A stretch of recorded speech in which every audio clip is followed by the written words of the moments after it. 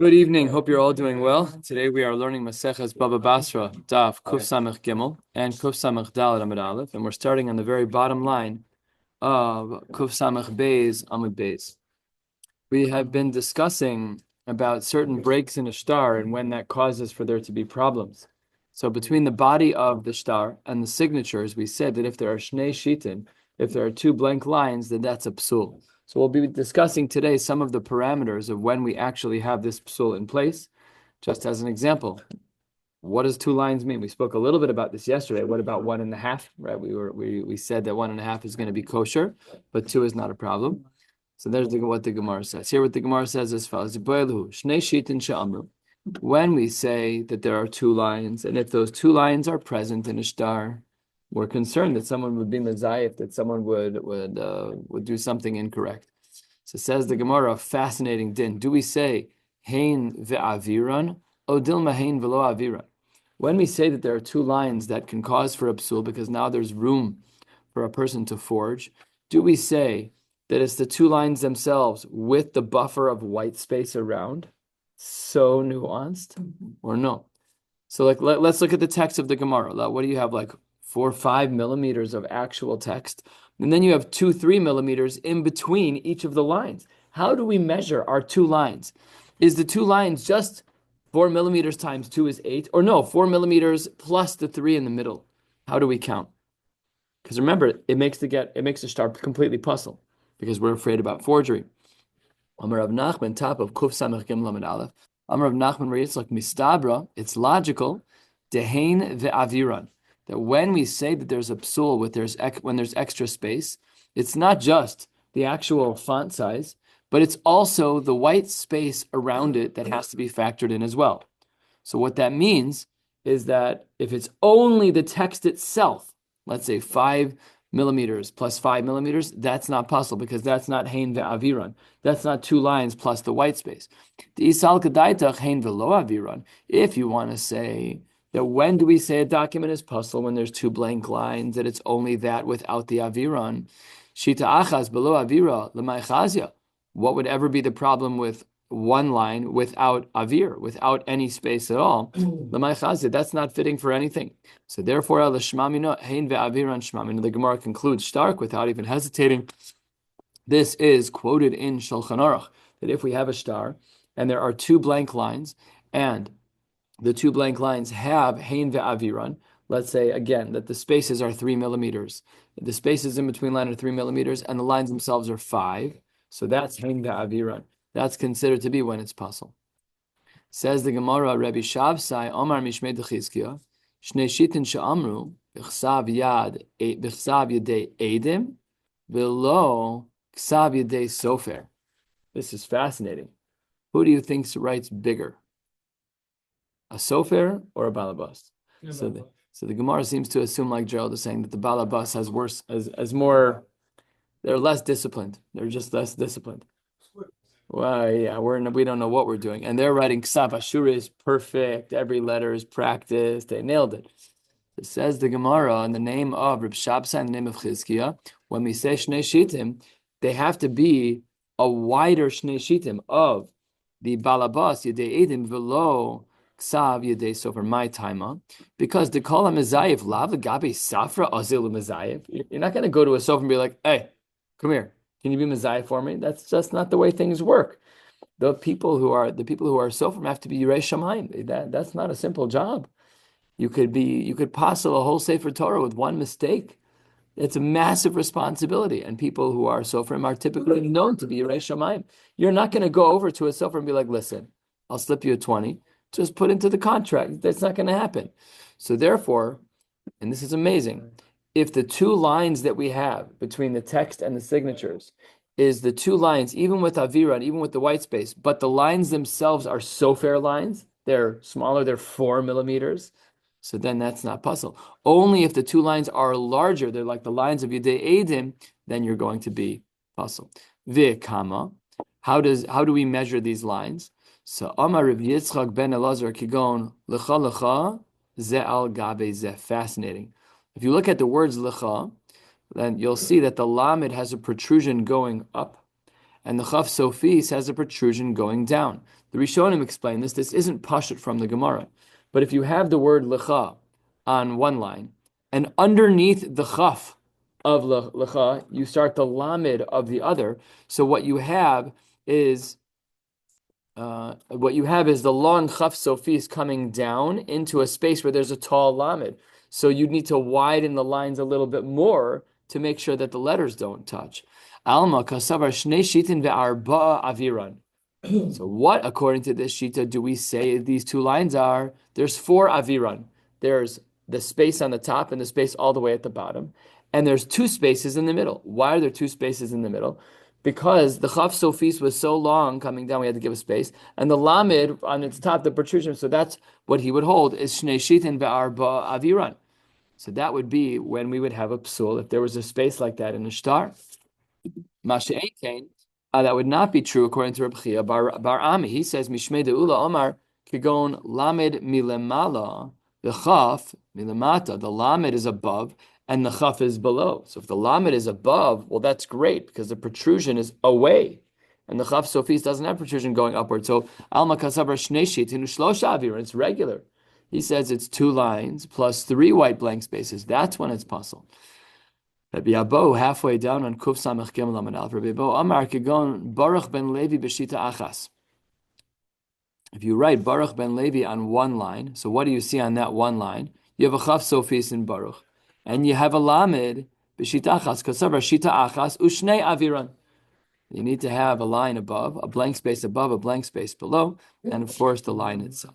So all of this is Nakuda number 1 for today. How do we define the 2 lines that we say that if there's 2 empty spaces would be puzzle? So that's a 3-way machlokes amoraim. Says the Gemara, drop more than halfway down on Kuf Samach Gimel Amud Aleph Amar Rav. Rav teaches Lo Shanu Ela Bein Edim Leksab. When do we say that the 2 lines of blank space are going to cause a psul? That's only true if these 2 lines of blank space are in between the actual text of the document that indicates the terms and conditions and the signatures.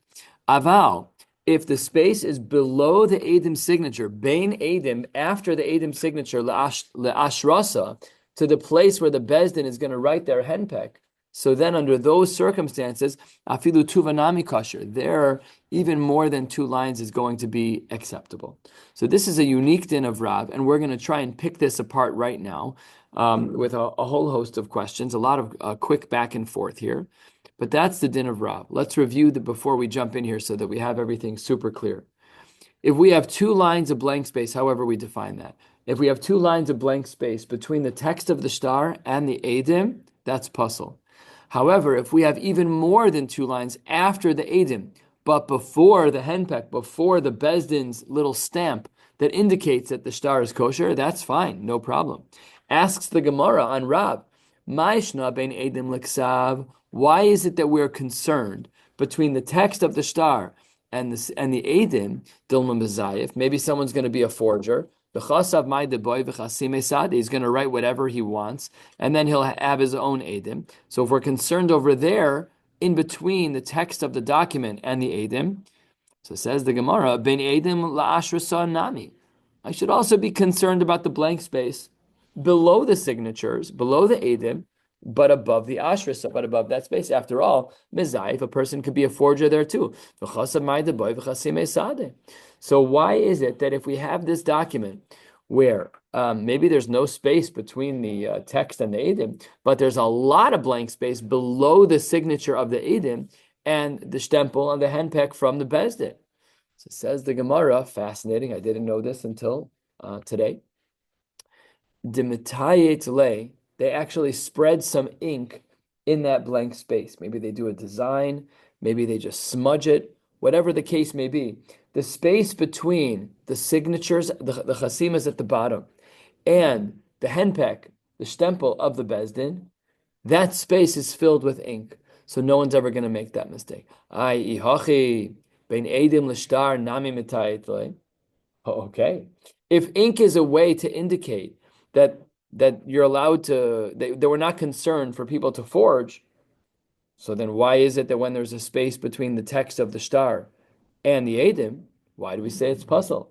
Have the sofer spill a drop of ink, stick his thumb in the ink and make a little mark, and Shalom Al Yisrael. Amre, says the Gemara, we can't do that. Because if the flow of the document is that we have the text of the document followed by a smudge, followed by edim, then Amre, what might we have argued? Sade atiyusahu dechasime. Then maybe the edim only signed to indicate that the sofer smudged the document to prevent forgery, but not as it relates to the content of the primary aspects of the shtar. So says the Gemara, good answer, says the Gemara, bein edim la'ashra sanami. If that's true, then maybe we have the following problem. After the edim signature, there's some blank space, we put some smudge of ink. And after that is la'ashra sanami, we have the henpeck of the bezdin. Amre, maybe we should say, beidina atiyusahu dechasime. Well, you can say the same thing that you said earlier. If what you're saying is that the Eidim might have given Eidus about the fact that there was a tiyusa, that there was a smudge, in order to show us that forgery is not possible here, why don't we say that the henpeck of Bezdin at the bottom, which is right after a smudge, why don't we say that the henpeck is only talking about the smudge? The Gemara, 4 lines from the bottom, Beidina atiyusa lo chasime. A Bezdin's never going to give its stempel. I'm just imagining that like crimp, like the fancy crimp that people have that kind of leaves an impression, an embosser, whatever they're called, where you can press it on the paper, you can put your name on it from the library of, and and it makes the paper raised. So says the Gemara, Eidim might sign in order to say that the sofer put a smudge there to prevent forgery, but a bezdin would never do that. A bezdin would only chime in; they'd only put their stempel on when they are talking about the tochen of the document. Maybe we should be concerned about the following. Maybe we should be concerned that we will cut the document in half, and he's going to cut right below the edim, and right below the edim is a smudge. Then he's going to be machik le'letiyuta. He's going to take a scalpel and scratch off the top layer of the parchment to remove the smudge. V'kasav ma'ideboy. He's going to write whatever he wants. Umachdim sade, and he'll add new edim to sign on the piece of paper. V'amar Rav, and Rav says in a case like this, shtar habahu ve'edav al hamechak kosher. It's a very big problem. It says the Gemara, maybe we should be concerned. The Gemara basically tells us exactly how to forge a document, and Rav says it's kosher. So why aren't we concerned about that in our case? And let's also remember that Rav himself was the one who taught us this din, that it's kosher after the edim, but before the ashra stuff, there's a blank space. So says the Gemara, as we turn to the top of Kuf Samech Gimel Amud Bey's top line, we'll be heading to the second to last line on Kuf Samech Daled Amud Aleph. I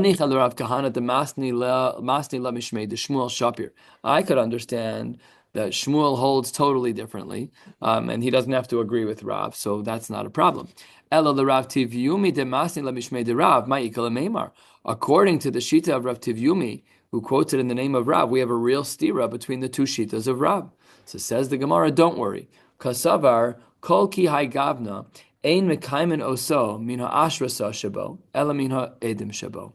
In a case like this, where we have people writing the body of the shtar on a mechak, on a scratched off piece of parchment, it's evident that they scratched it off. If you've ever been a Bal Koreh, you can see with such clarity where a Torah had a tikkun. You can tell. It's so clear. They scratch it off, the letters don't look the same, the ink looks fresher, it doesn't look nice. I don't want to be disparaging. It doesn't look nice.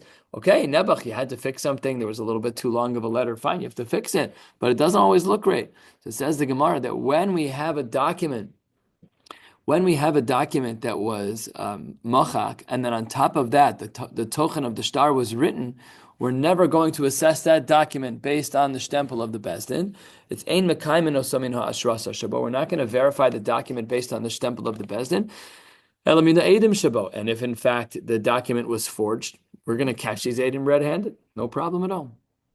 Now, all of this was in the machane of Rav. But Rav Yochanan, 5 lines down, had a totally different take on the lower half of the shtar, that which was below the chasimas of the edim. Rabbi Yochanan Amar lo shanu ela bein ha'edim l'ksav. The only time, says Rav Yochanan, that we're ever going to have a psul of 2 lines is when the 2 lines are between the edim and the ksav. Aval bein ha'edim la'ashrasa, but unlike Rav, who's super lenient after the edim and before the shtempel, Rav Yochanan says afilu shita achas pasel. He's more machmir on the lower half of the document. He says even if there's 1 line between the signatures and the ashrasa, you're going to be pasel. So asks the Gemara, a quarter of the way down, maybe a third of the way down. My shnam bein edim la'ashrasa. Why is it that when it comes to the edim and the ashrasa, dilma gaiz le'iloim, maybe someone could cut the document, v'kasavhu ve'edav b'shita achas, and perhaps someone could fill out the document on 1 line right before the edim, v'kasavar shtar haba hu ve'edav b'shita achas kosher, that if we write a shtar, a 1-line document, that's all kosher. If that's true, then Rav Yochanan should also be concerned ben edim l'ksav nami dilma gaiz le'iloi v'kasav mai deboy v'chasim esadeh. So why does Rav Yochanan say that between the ksav and the edim, 2 sentences, 2 blanks are going to be puzzle, but on the bottom of the shtar between the edim and the ashrasa, he only says 1? Why? You should have the same exact concern in both places. So says the Gemara, 2/3 of the way down, Kasavar, shtar habahu b'shita achas ve'edav b'shita acheres, pasal. He says that if there's a shtar, where the shtar, the primary aspects of the shtar is 1 line of text with edim, and there are other edim below that, that's pasal. So that's how he gets out of it. That's how Rav Yochanan would wriggle out to say that there's a difference between the top of the shtar and the bottom. Asks the Gemara, maybe the guy really did write a shtar on 1 line. Phil owes Michael $100, signed David and Gerald. Let's say it was all on 1 line. Very good sofer, writes very small. Says the Gemara, the Omar Anna, and I would argue, on that line we have 2 signatures. We also have the 2 signatories below the regular chasimas. So says the Gemara, that's not correct, because kasavar kol ki haygavna in mekayman asol min ha'edim shelamata in mekayman asol min ha'edim shelamata ela min ha'edim shelamala. When you have a 1-line text, it says Philos Michael $100, signed David Merzel and Gerald, of course, written in Hebrew and proper ksav. Says the Gemara, we're concerned about you, and when you do that, we're going to assess the edim on that 1 line. We're ignoring the edim below, because they were already, there's a stempel on that, no problem. We're concerned that the 1-line shtar was problematic. So all of that is Daf Kuf Samach Gimel, and the Gemara now drills down into one of the lines that we learned earlier today, and we'll take this all the way to the bottom of Kuf Samach Daled Amud Aleph. Gufa, last 2 lines of Kuf Samach Gimel, Amud Beis. Amar Rav Shtar Haba Hu Ve'edav Al Mechak Kosher. Rav had a very difficult din. And remember, we need to think about this when we're talking about this, because when we don't like what our documents look like, we throw them out and reprint them. But they were dealing with parchment, which was expensive, and it was difficult to get, it was difficult to make, it was difficult to maintain. The good news is that we actually have a lot of historical evidence of old parchment because it can weather the storm, provided that the moisture is right. That's where we got so many different scraps from our history. So either way, what we're talking about here is a person who was writing on mechak. So there's a piece of parchment, and this guy scratches off a piece of the parchment. He scratches off the text. And if you have a shtar haba hu ve'edav ala mechak, if the text of the document and the signatures of the document are on parchment that's been erased, which is the same thing as it being scratched off, you take the scalpel, and instead of cutting, you scrape with the scalpel, and little tiny it basically looks like powder or chalk when you're done, and then you just blow it away and it's gone. So says the Gemara, hold on 1 second, Rav. You want to say, Hu ve'edav ala mechak kasher, v'im tomar, mochek v'chozer v'mochek. Once a document has been scratched off, what's stopping me from scratching it off again? So let's say that I had a document, and I scratched it off, and I wrote, Phil owes Michael $100. Michael's like, I don't really like this idea. So after the document was rewritten, he scratches it off again. What's to stop a person, if you're already on a document that's been scratched off, what's to stop a person who's a forger from scratching off another layer? As long as the document is thick enough to last through the scratching, Great forgery. Good plan. So says the Gemara on the top of Kuf Samach Daled Maralav, no. Eino dome nimchak pam achas lenimchak shtei pa'amim. If you scrape a document once, it looks like X. If you scrape it twice, it looks much different than X, and it's very recognizable. So therefore, Rav, who said that if you write a document in a scratched off space on a parchment is kosher, he's not worried about mochek v'chozer v'mochek. Why? Because it's too evident. It's too clear that that's what happened. The document is not going to look normal. Maybe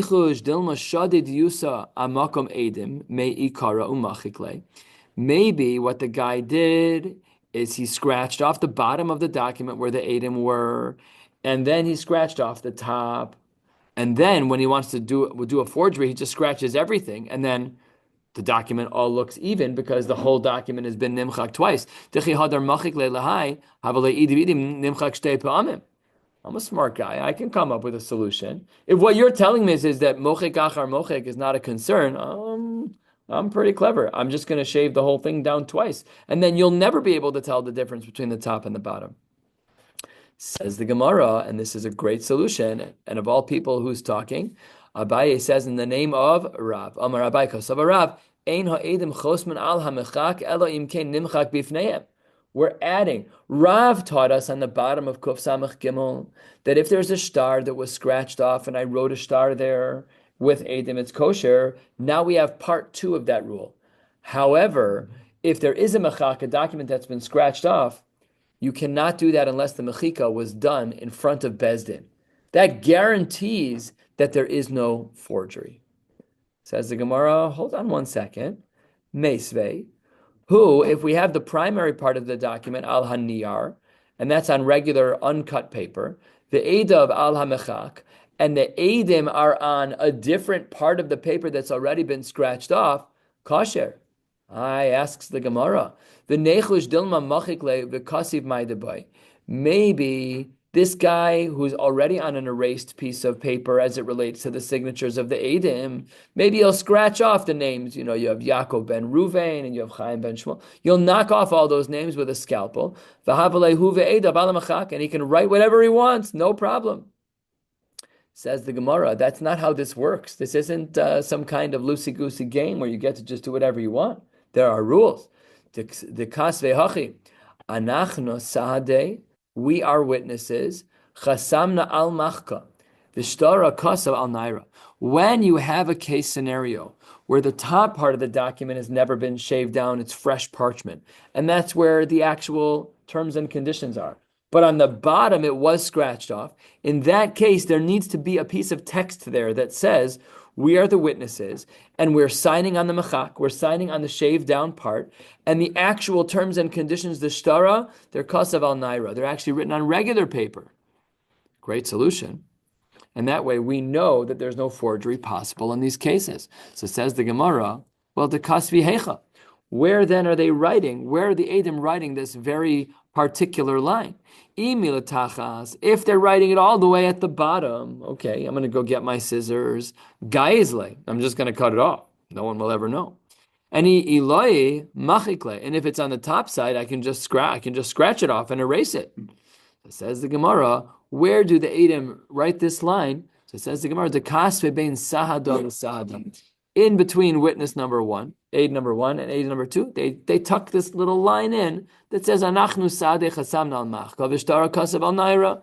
They're testifying in writing that the document that they signed had the niyar on the top, the smooth paper, the unscratched paper is where the text was of the terms and conditions, and their signatures was on the mechak. Says the Gemara, Ihachi, if that's true, and we're halfway down on Kuf Samach Daled Amud Aleph, almost done for the day. Says the Gemara, if we have a problem because Ema Seifa, hu al hamechak ve'edav al niyar pasel, but we have the opposite din, which should not be true. We said in the first part of this din that if the top of the paper is not scratched off, and that's where the terms and conditions are, and the signatures are on the mechak, it's kosher. But the reverse is not true. What's this case? If the terms and conditions are written on scratched off parchment, and ve'edav al niyar pasel, am I pasel? Hachanami, here too, what should we do? Write the same caveat that you wrote in the Resha. You should write Anachna Sadeh Chasamna al Naira Vishtara al Machkai. So Hashtanami, my Amris Mochek Choser b'Mochek. Here too, what are you going to say? That we're concerned about Mochek Choser b'Mochek? We already said that that's not a concern. Why not? Because Amris Eino Dome Nimchak Pamachas Nimchak Shtei Pa'amim. So how do we get out of this difficult situation where we don't understand why the Seifa is the way that it is? So it says the Gemara, Hani Mili Hecha Dechsime Sadeh Amachka. That's only true when the Eidim are Choseim on the Machak. But Hecha de Lo Chasime Sadeh Amachka El Anaira Lo Yedia. Says the Gemara that where we have a case scenario that the Chasima of the Eidim is on the Machak and Hecha de Lo Chasime Sadeh Amachka El Anaira, where they're signing on the Niyar Lo Yedia, they won't know anything about the Machak, and therefore they can't testify about it because their signatures are on the wrong part of the paper. So therefore they can't testify about the part that's the Machak. Says the Gemara, why don't we just do a comparison? Go bring me another Megillah, another piece of parchment. Let's just compare and see how many times it was scratched off. Because I can tell, if I have parchment and I scratch it, and I scratch another piece of parchment, it should look the same. Says the Gemara, that's not true. Lo dami machka da hamagilta, the machka da hamagilta. You can't bring another comparison of parchment. Parchments are so different from one another. By the way, even our parchment, which is so high quality and so beautiful and all the same thickness, but there still are brown splotches and there are white splotches. It's still not like perfect that you can necessarily compare one to the next. Ours is much better than theirs was. I don't know if you've seen the process of how they make this. It's very painstaking. What? It's soaked and stretched and then flattened and then cut. It's a whole process. It's very, very time consuming to make parchment. Very time consuming. So says the Gemara, they're not the same at all. Says the Gemara, fine. So let's do it in front of a bezdin. Says the Gemara, even so. Amar Rav Oshai, even if you do it in front of bezdin, if I scratch off a parchment on Tuesday, and then I scratch off one on Wednesday to compare, they're not going to look the same. There's an oxidization that takes place, whatever the case may be. Doesn't look the same anymore, so you can't compare anymore. Says Gemara, you should wait one day so that the Wednesday one on Thursday will look like the Tuesday one looks on Wednesday. Everything's perfect. This is too nuanced for us to avoid our concerns about a bezdin that isn't yashar, because it's so easy to have a shtar be puzzle based on the simple error of a dayan. We'll stop right here at the bottom of Kuf Samach Daled Amud Aleph. We'll pick up on Shabbos and try to learn as much as we can. There's a big Amud on Kuf Samach Hey Amud Beis. Halavai, we should get to the Mishnah, and then starting Sunday for 9 days, Rabbi Handler will be taking over. We'll stop right here. Wishing you all a beautiful night.